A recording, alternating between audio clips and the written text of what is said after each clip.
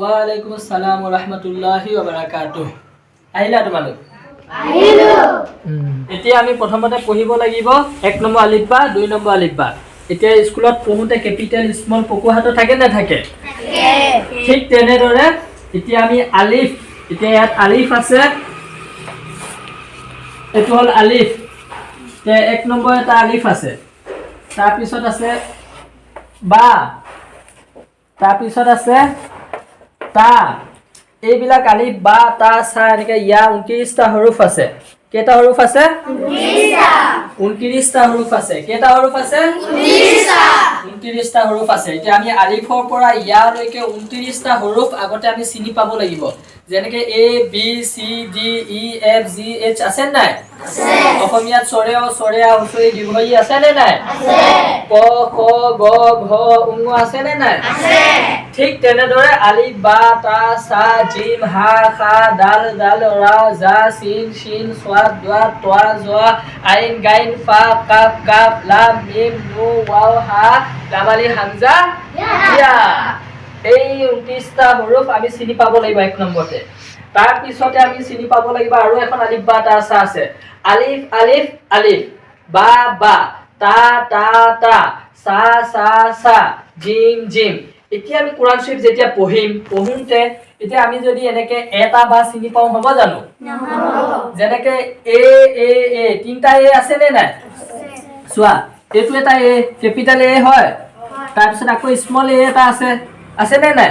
তাৰ পিছত আকৌ এটা এ আছে, এনেকে পকুহাটো এ আছে নে নাই? আছে। ঠিক তেনেদৰে আকৌ আমাৰ আছে বা। এইটো এতিয়া কি হয়? বা হয়। আৰু এটা বা আছে, এনেকে আছে। এতিয়া এই বাটো ষ্টাইলটো বেলেগ হৈছে নে? হৈছে। এইটো বা কিন্তু ইয়াৰ ষ্টাইলটো বেলেগ বেলেগ হয় নে? হয়। কিন্তু এইটো বা এতিয়া কোৰআন শৰীফ পঢ়িলে কোনোবা সময়ত এনেকুৱা বা আহিব, কোনোবা সময়ত এনেকুৱা বাও আহিব। সেইটো কাৰণে আমি দুইটা চিনি পাব লাগিব, হয় নে নহয়? এতিয়া আমি 1 নম্বৰ আলিফ বা জানিলো। যেনেকে এতিয়া আমি আখৰবিলাক পৰিচয় জানিব লাগিব। সদায় কোৰআন শৰীফ পঢ়িবলৈ হলে, জানিবলৈ হলে প্ৰথমতে আখৰকেইটা চিনাকি হ'ব লাগিব। তাৰ পিছত চিনাকি হ'ব লাগিব চিনকেইডাল। যেনেকে চিনকেইডাল চিনি পাব লাগিব, কোনটো আখৰৰ ওপৰত কি চিন আহে, কেনেকে আহে, সকলোখিনি আমি জানিব লাগিব। জনাৰ পিছত এতিয়া কোৰআন শৰীফ পঢ়িব হলে আমি এতিয়া ক'ত লাম্বা কৰিম, ক'ত গুণা কৰিম, ক'ত স্পীড পঢ়িম, ক'ত কেনেকে পঢ়িম, কোনটো আখৰ কি ষ্টাইলত আছে, কোনটো মডেলত আছে, গোটেইখিনি জানিব লাগিব।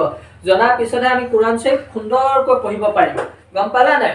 এতিয়া চোৱা, এতিয়া আমি আলিফ পঢ়িব হলে চোৱা, এতিয়া আলিফ, এইটো আলিফ হয়নে? তাৰ পিছত আৰু এটা আলিফ আছে, এনেকে লৈ এইটো ষ্টাইলত আছে। তাৰপিছত আকৌ এটা আলিফ আছে, এনেকে লৈ এনেকে। এতিয়া যেতিয়া আমি কোৰআন শৰীফ পঢ়িব হলে কোনোবা সময়ত এইটো আলিফ আহিব, কোনোবা সময়ত এইটো আলিফ আহিব, কোনোবা সময়ত এইটো আলিফ আহিব। এতিয়া আমি তিনিটা চিনি পাব লাগিব নে নালাগিব? লাগিব। তাৰ পিছত আছে চোৱা তা। এতিয়া এইটো কি? তা।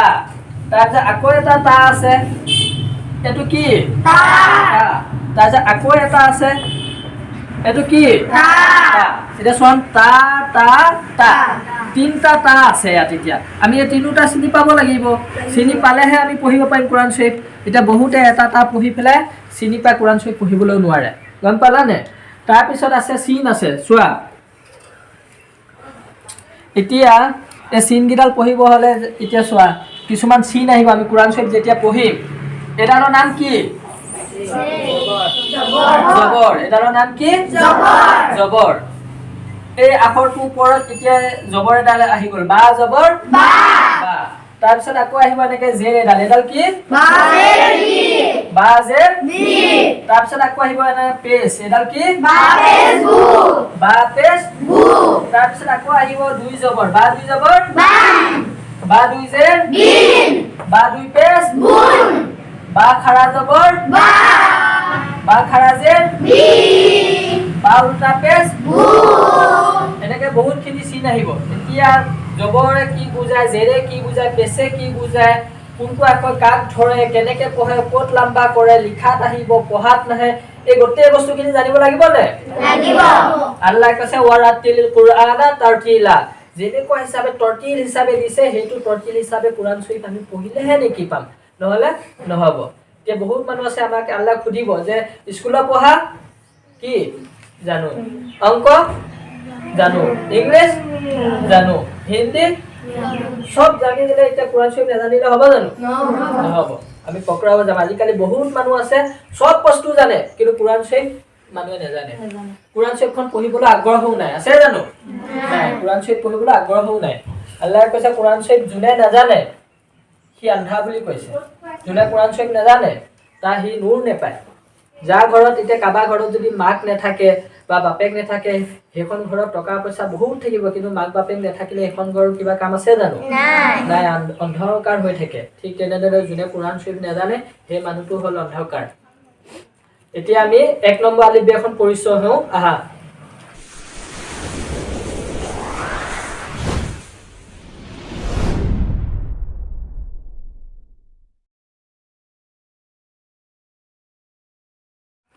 এতিয়া তোমালোকে পঢ়ি যাবা দেই। কিতাপত চকু আৰু আঙুলিটো লগাই লোৱা। লগালানে?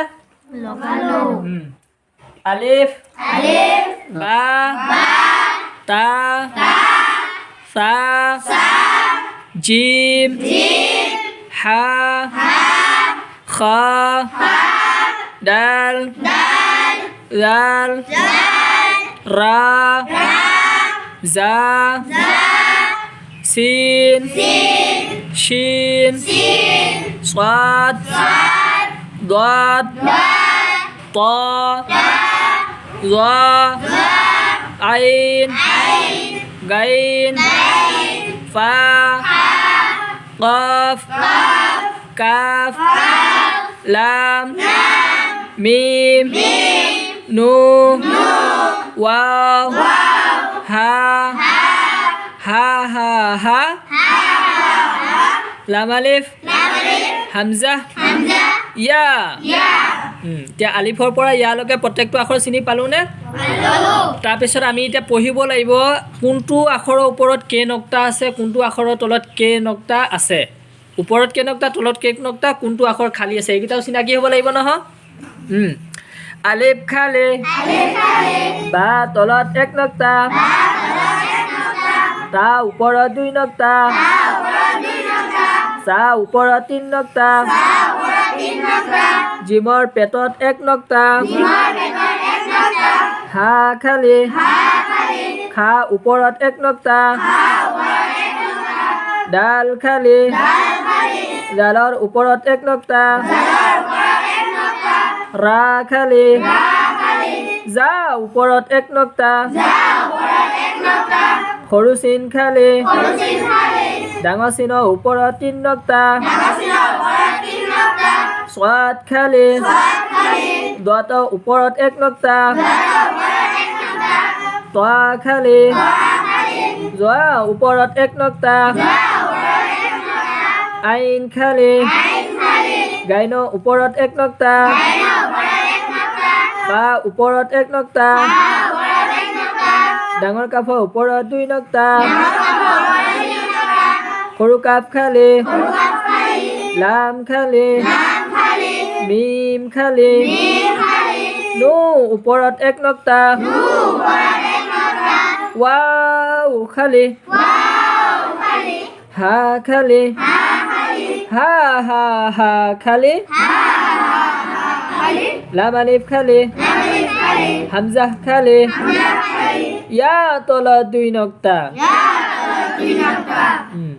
এই আলিফৰ পৰা ইয়ালৈকে আলিফ বা তা সা জিম হা খা এনেকৈ পঢ়িবা 5 বাৰ।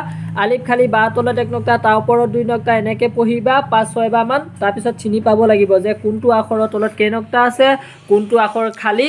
তেতিয়া আমি যদি চিনি পাওঁ তেতিয়াহ'লে বহুত সোনকালে আখৰখিনি চিনি পাম আৰু পঢ়িবৰ কাৰণে আমাৰ কি হ'ব? সুবিধা হ'ব।